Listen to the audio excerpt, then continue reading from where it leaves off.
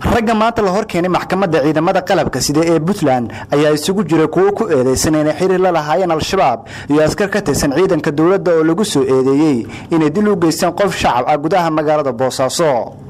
maxkamadda ayaa dhageystay galdacwadeedka xeer ilaalinta iyo difaaca qareemada u doodaya eedeysanayaashani iyadoona sidoo kale ay maxkamadda ka hor hadleen eedeysanayaasha la xukumay.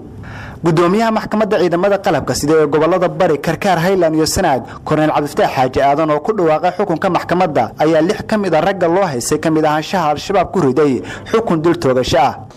maxkamaddu markay dhageysatay xafiiska xeer ilaalinta, maxkamaddu markay dhageysatay difaaca qareemada, maxkamaddu markay dhageysatay codsiga eedeysanayaasha, maxkamaddu markii ay ku qanacday qiraalka eedeysanayaasha, maxkamaddu waxay ku xukuntay shariicada islaamka. محمد عبدي أولل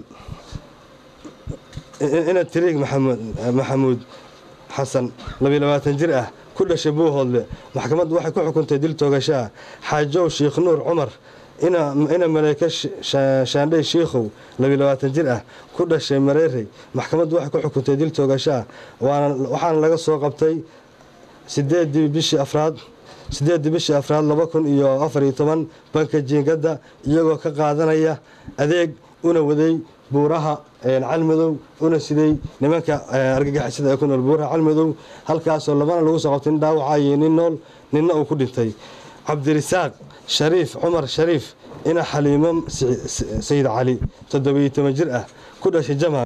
محكمة واحد كل حكو تديل توغشاه محمد عبد الله عبد الله إنا فاضموش شيخ جامع سيدي تمجرأة كل شيء مقدشو محكمة واحد كل حكو تديل توغشاه محمود آذن دعاري محمود إنا فاضمة سليمان كوي لباتن جرأة كل شيء برعو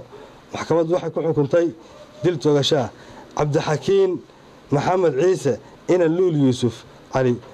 أفر لباتن جرأة كل شيء برعو محكمة واحد كل حكومتي دير توغشاه أفرتنين إيجانا صدح دي بشي سجارات لما كوني أفر يتمن أيها واحد لقى قفتي كان تروح بوصاص يجوا كونفور كيمي ونا السعودي إن دجال كقرب جلانين كل جدا إذا ما نماك أرجعت كل جيرانين محكمة هرسنا واقع قرتين إن هذا شرع هذا أنا نقول كل ريناي إنه ضد قبيلة لما بين هنا قبيل كسر دولي لكن واحد عقيدة كذا بنا مسنة. dhinaca kale maxkamadda ayaa xukunkooda dib u dhigtay 2 askari oo ka tirsan ciidanka badda Puntland oo loo haysay inay dil u geystaan qof shacab ah waxaana ay maxkamaddu go'aamisay in baaris lagu sameeyo eedaha loo haysto. maxkamadda ciidamada Puntland ayaa dhowr jeer oo hore xukunno noocan oo kale ah ku riday dad ku eedeysan inay la shaqeynayaan al-shabaab oo ay ciidamada Puntland ka soo qabteen deegaano ka mid ah Puntland. maxamed maxamuud Saciid Madani Universal TV magaalada Boosaaso.